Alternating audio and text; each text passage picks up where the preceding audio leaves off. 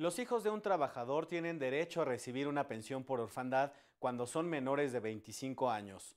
Los invito a ver la historia de María.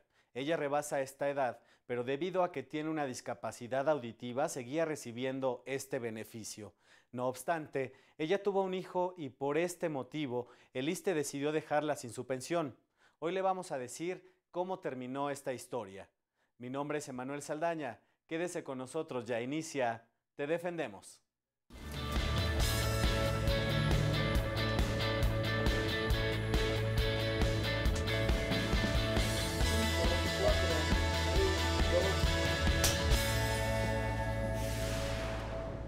Hoy nos acompaña la licenciada Yazbek Oliva Vivanco Ocampo, asesora jurídica federal. Bienvenida nuevamente a este espacio, licenciada. Gracias a ti por invitarme. Antes de abordar el tema de hoy, licenciada, la quiero invitar a ver la historia de María, una mujer que por una discapacidad auditiva tuvo derecho a una pensión. Vamos a ver el reportaje y regresamos. En México habitan alrededor de 700,000 personas con discapacidad auditiva, según datos del INEGI. En todo el país, solo hay 40 intérpretes certificados en lengua de señas mexicana. Así que no todos los sordos tienen una opción real para aprenderla. Es el caso de María. Ella se comunica a través de su hijo, se comunica con el mundo exterior a través de su hijo porque ellos desarrollaron un lenguaje de señas que no es el lenguaje de señas universal. Entonces, pues ella está totalmente limitada a la comunicación a través de su hijo. María, como muchos sordos, no tuvo acceso a la educación y no tiene empleo. Al morir su padre, le dejó una pensión del ISSSTE para su subsistencia. Dice que su papá, la pensión que le está dando se la dejó su papá por orfandad y por discapacidad. Aun cuando ya era mayor de edad, al tener esta discapacidad y estar previsto en la ley del ISSSTE, también se le otorgará esta pensión de orfandad, la cual, bueno, una vez que se acreditaron todos los requisitos que la ley exige, le fue concedida. Durante 20 años recibió la pensión sin problemas.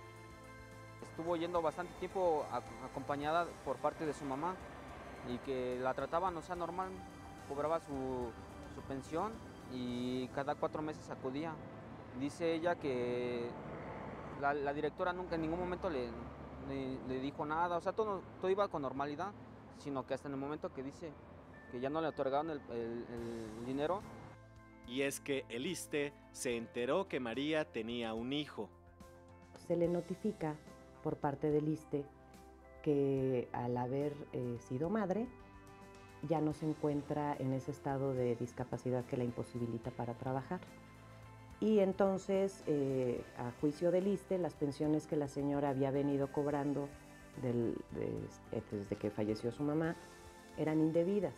Por lo tanto, le notifica que esas pensiones, la pensión de orfandad le iba a ser cancelada y que además la señora tenía la obligación de devolver las pensiones que había cobrado al considerar que de manera indebida y de mala fe las había cobrado, y le determinó un crédito de 299,000 pesos. Para hacer efectivo su derecho de acceso a la justicia, María acudió al Instituto Federal de Defensoría Pública. En este caso yo opté por interponer un juicio contencioso administrativo federal ante, en aquel entonces, el Tribunal Federal de Justicia Fiscal y Administrativa, dentro del cual también solicitamos la suspensión del acto, es decir, que no se fuera a ejecutar esa suspensión de su pensión de orfandad, ni mucho menos se fuera a realizar ninguna acción tendiente a ejecutar ese adeudo que supuestamente tenía la señora con el ISSSTE. Que dice que la licenciada dijo que no se preocupara y que ella se expresa diciendo que en todo momento fue amable con mi mamá y que dijo que no se preocupara, que eso se iba a solucionar, que su dinero, ella me dice que su dinero se lo iban a volver a dar cada mes. Finalmente, el 27 de octubre de 2014, se emitió la sentencia definitiva en la que se ordenó al ISSSTE restituir la pensión a María y cancelar el adeudo. Y bueno, licenciada, pues ya vimos ahí el caso de María, y lo que llama la atención es que la institución decía que por ser madre, pues ya no tenía la discapacidad, ¿no? ¿Qué pasa en estos casos?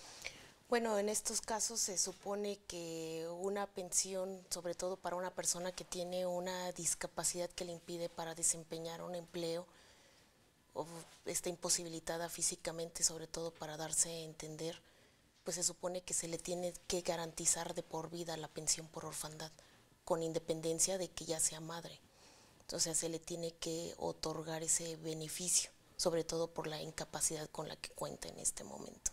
Así es, licenciada, y bueno, llama la atención mucho porque el derecho a ser madre no está peleado con el derecho a recibir esta pensión que su padre le había dejado por la discapacidad que tiene, ¿no? Así es, siempre y cuando se realicen, bueno, que se cumplan todos los requisitos necesarios, que se realice el dictamen que certifica esa incapacidad que le impide para desempeñar un empleo, se supone que está cumpliendo el principal requisito para el otorgamiento de la pensión por orfandad. Licenciada, ¿y esta pensión por orfandad en dónde está contemplada? La pensión por orfandad, bueno, está contemplada en la ley del ISSSTE, que es la que se regula, o también en la ley del IMSS, que es la ley de seguro social, perdón. Está también ahí regulada la pensión por orfandad. Licenciada, es momento de hacer una pausa. Al regresar seguimos hablando sobre este tema de las pensiones. Claro que sí, vamos. Vamos al corte, no le cambie.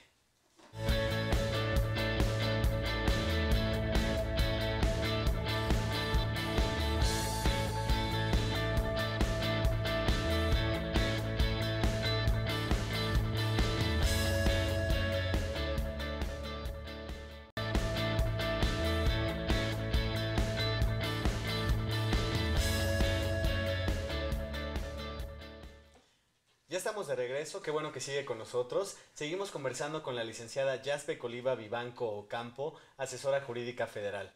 Licenciada, pues ya vimos en el bloque anterior el caso de María, ¿no? Un caso muy particular, sí, sobre una pensión por discapacidad y orfandad. Ahora nos podría hablar un poco más, ya también nos comentaba en dónde está contemplada esta pensión. ¿Qué otras pensiones hay establecidas en las leyes en México? Bueno, otras pensiones, regularmente la principal, que es la de jubilación, la de viudez, la de orfandad, la de invalidez, la de incapacidad total permanente, parcial permanente, la de ascendencia, que esta se da con la muerte del trabajador para alguno de sus padres. Esas son las principales pensiones que se otorgan. La de cesantía, no sé si ya la mencioné. Ajá. ¿Y en qué casos nos podría explicar de estas, de las principales, en qué casos aplican? ¿Qué es lo más común que se da en nuestro país? Pues la más común, por ejemplo, es también la de cesantía, cuando las personas dejan de laborar y dejan de percibir un trabajo remunerado y únicamente cumplen con 10 años de servicio. Entonces tienen derecho a una pensión por cesantía, porque dejaron de prestar su servicio en este caso. ¿Qué condiciones tiene que haber para que se otorgue esta pensión? Que no tenga un trabajo remunerado y que haya cotizado 10 años para el ISSSTE. Se supone que ya con eso ya tiene que tener derecho, que esté separado de sus funciones como servidor público.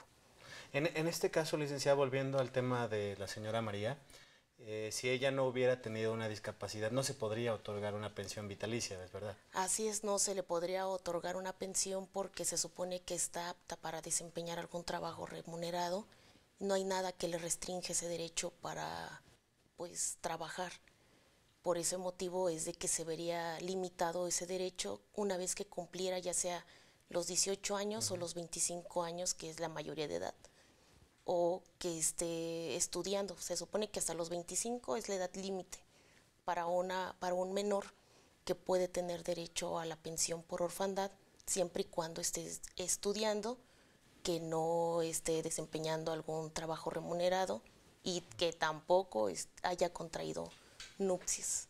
Es el beneficio de poder seguir contando con la pensión por orfandad. En otro supuesto, licenciada, que fuera solo la discapacidad o si el trabajador se queda discapacitado mientras está trabajando, ¿existe alguna pensión? Así es, la pensión por riesgo de trabajo, que bueno, dependiendo, ¿verdad? Hay que ver si su incapacidad que lo limita para desempeñar su trabajo haya sucedido mientras se encontraba laborando, o si fue en su casa, se determina como, pues no como riesgo porque no estaba en el área laboral, sino como una enfermedad general que podría ser una pensión por invalidez. Licenciada, ahora hablando de las pensiones por retiro, ¿no? Sabemos que en los 90 cambió la ley, ¿no? Por lo menos la ley del IMSS. Entonces se hablaba de que las nuevas generaciones pues ya no van a tener este beneficio, ¿no? ¿Qué nos puede explicar acerca de esto? Así es, bueno, digo, ya con las reformas que sufrieron se supone que ya no van a gozar de las pensiones a cargo del gobierno federal, sino que ahora son administradoras de fondos de ahorro para que van administrando en este caso, los recursos que se van aportando durante la vida laboral, para efecto de que se pueda gozar de una renta vitalicia que se va pagando de imparcialidades de acuerdo a lo que se haya, en este caso, ahorrado durante el trabajo, ¿verdad? Si no ahorró durante mucho tiempo, pues obviamente la pensión que va a recibir va a ser mucho menor, o en su defecto puede tener el riesgo de que se le den sus aportaciones en una sola exhibición cuando no cumpla con los recursos suficientes para sufragar el pago de la pensión en parcialidades. Y precisamente entonces este concepto no es igual que una pensión, ¿no? Digamos, o sea, es un ahorro del trabajador que se le va parcializando cuando se retire. Así es, digo, sí es una pensión porque es a cargo de sus ahorros, pero ya no es a cargo del gobierno federal como anteriormente se hacía, sino que si tiene mayor aportación va a tener una pensión mayor, que podría ser hasta de un 70 o un 50%, de acuerdo a las aportaciones que vaya realizando durante su vida laboral. Pero sí es una pensión también, es una pensión que se adquiere una vez que cumpla los requisitos correspondientes para poder gozar de ella. Licenciada, y para los que todavía están en el régimen anterior, ¿qué condiciones tienen que cumplir para que se les dé su pensión al retiro? Por ejemplo, de la ley del Seguro Social, se supone que el régimen de 1973 tenía que cumplir únicamente 500 semanas de cotización para tener derecho a una pensión por jubilación. Y con las modificaciones que se dieron a partir de 1997, tiene que cubrir 1.250 semanas de cotización para poder tener derecho a una pensión. Más o menos, ¿como cuánto tiempo equivalía esto? A 25 años aproximadamente de trabajo para poder tener derecho a esa pensión. Y bueno, licenciada, ya vimos también este caso de María. ¿Qué otro tipo de casos relacionados con pensiones llegan al Instituto Federal de Defensoría Pública? Pues nos llega de todo un poquito. Realmente nos llega, por ejemplo, pensiones de retiro por años de servicio. Nos llega más en específico respecto de las pensiones de la ley del ISSSTE, que son pensiones por cesantía, por orfandad, retiro por años de servicio, de jubilación, muchas veces porque desean el incremento de su pensión también. Se supone que tiene que incrementarse de acuerdo a los trabajadores en activo o de acuerdo al Índice Nacional de Precios del Consumidor, o lo que mejor beneficio le proporcione a la pensión. Entonces, también nos llega déjame recordar, bueno, digo, nos llega de todo un poquito, pero principalmente son las mayores pensiones que llegan a reclamar su derecho, la de orfandad también. Claro. Por ejemplo, como el caso de María, que ya tienen, por ejemplo, edad mayor, no sé, de 70 años, y que muchas veces se ven imposibilitados por alguna discapacidad, pero que el ISSSTE se niega a reconocer ese derecho. Entonces, pues es en donde intervenimos nosotros para que se vea ese beneficio de la pensión por orfandad. ¿Y qué retos se enfrentan, licenciada? Por ejemplo, también se me ocurre un supuesto en el que pues un menor de edad ve afectado su derecho a una pensión. ¿Cómo es aquí el asunto? Porque pues ellos, los menores de edad, tienen que ser representados por un tutor, ¿no? En estos casos. Así es. Digo, en algunos casos llega, por ejemplo, el papá o la mamá en representación. Cuando fallece, vamos a suponer el padre, llega la mamá a reclamar el pago de la pensión por viudez y orfandad, para efecto de que el menor pueda gozar de esa pensión, al menos hasta en tanto goce de la mayoría de edad. Y En esos supuestos nosotros ya brindamos el servicio al menor, pero a través de su representante, que viene siendo su mamá, siempre y cuando no exista conflicto de intereses, porque cuando existe algún conflicto de intereses entre las partes o la pensión, el juez de distrito hace la designación como representante especial de menores a nosotros como abogados para defender el derecho de un menor. Pero si no existe ningún conflicto, se representa a través de su tutor, que podría ser el papá o la mamá. Licenciada, a lo largo del programa han estado pasando los teléfonos del Instituto al interior de la República. Aquí en México, en la Ciudad de México, si alguna persona requiriera de sus servicios para solucionar algún asunto relacionado con su pensión, ¿se puede acercar con ustedes? Así es, será un placer atenderlos. Digo, cada caso en particular es completamente distinto y pueden acudir al Instituto Federal de Defensoría Pública. Estamos ubicados en Bucareli 22 y 24, Colonia Centro, Delegación Cuauhtémoc. Licenciada, antes de ir a otra pausa, la invito a que veamos nuestra sección Te Escuchamos. Salimos a la calle y le preguntamos a la gente si tiene algún ahorro para el retiro. La invito a verla. Claro que sí, vamos. Vamos a verla y regresamos. No tengo seguro de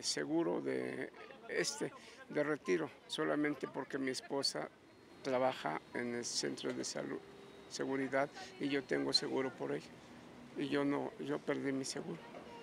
Y ya tengo 72 años, pero pues aquí estoy. Nada, pues porque ya tengo mucho tiempo de no trabajar.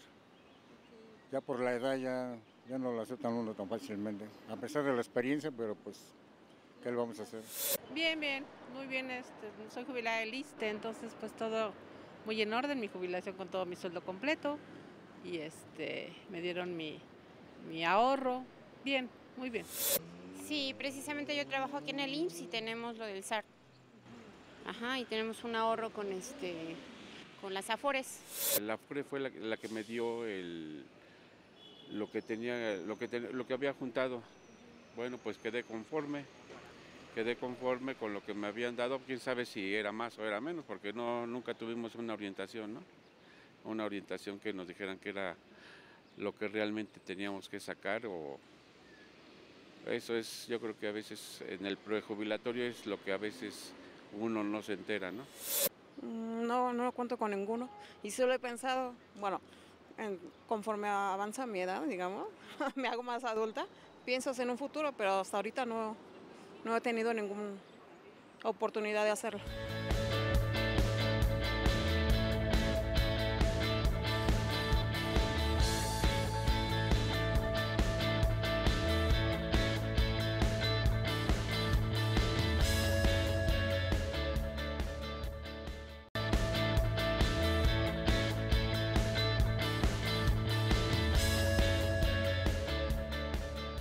Ya estamos de regreso, ya tenemos algunas llamadas del auditorio en la sección Te Respondemos. Licenciada, vamos con la primera llamada. Es de la señora Marta. Ella nos comenta que durante 10 años vivió con el señor Porfirio, con quien procreó 2 hijos. Y bueno, el señor Porfirio murió, ella nos comenta, y acudió al IMSS para solicitar una pensión por viudez y por orfandad, pero la delegación correspondiente le informó que le daría la pensión a los menores, pero a ella no, porque el señor Porfirio, con quien procreó estos hijos, ya se encontraba casado desde hace 15 años con otra persona. Ella pregunta si puede hacer algo para que el IMSS le dé una pensión. Aquí ella ya no tendría derecho para gozar de una pensión, porque se supone que quien quedó registrada fue como concubina o esposa el primer matrimonio que él estuvo casado con esa persona, y por ese motivo ella ya no sería acreedora al beneficio de una pensión de viudez. Podría tener derecho siempre y cuando no existiera ese registro en la base de datos del Instituto Mexicano del Seguro Social para poder tener o gozar de ese beneficio. En el caso de que una persona, aunque no esté casada, sea concubino de otra, ¿tendría el derecho si no hay el otro registro? Así es, si no existe el otro registro, ella tendría derecho a gozar porque se reconoce como concubinato, adquiere los mismos derechos y obligaciones que un matrimonio. Entonces, ella sí tendría derecho, pero siempre y cuando no existiera ningún registro de alguna otra persona que fue, como dicen, primero en tiempo, primero en derecho. Entonces, la persona con la que vivió su, bueno, se puede decir su concubino, y máxime que estuvo casado, es quien tiene derecho para gozar de esa pensión. Muy bien, licenciada. Vamos con la siguiente llamada. Es del señor Federico Flores. Él nos dice que durante 12 años trabajó en diversas empresas de la iniciativa privada, cotizando para el IMSS por ese lapso. Posteriormente se integró al servicio público y desde hace 15 años cotiza en el ISSSTE. Él señala que de acuerdo a la nueva legislación del ISSSTE y acumulando los años de cotización en ambos institutos, a la fecha ya puede jubilarse, pero él desconoce cuál de ellos le brindará la atención médica, cuestión que estima importante para tomar una decisión, por lo que pregunta si le puede resolver esta duda. Bueno, aquí quien le otorgará el servicio médico es la última dependencia en donde elaboró, que viene siendo por parte del ISSSTE, porque es donde tiene más años de cotización. Si fuera a la inversa, sería el Instituto Mexicano del Seguro Social quien le brindaría el servicio médico, pero por lo que nos comenta, únicamente cotizó 12 años para la de iniciativa privada y 15 años, creo, si mal no recuerdo. Sí, 15 años. Para el sector público, entonces se le va a otorgar el servicio médico por parte del ISSSTE. Por parte del ISSSTE, Así perfecto. es. Vamos con la siguiente llamada, licenciada. Es del señor Irving de la delegación Venustiano Carranza. Él comenta que su esposa falleció y durante su vida laboral cotizó para el ISSSTE durante 32 años.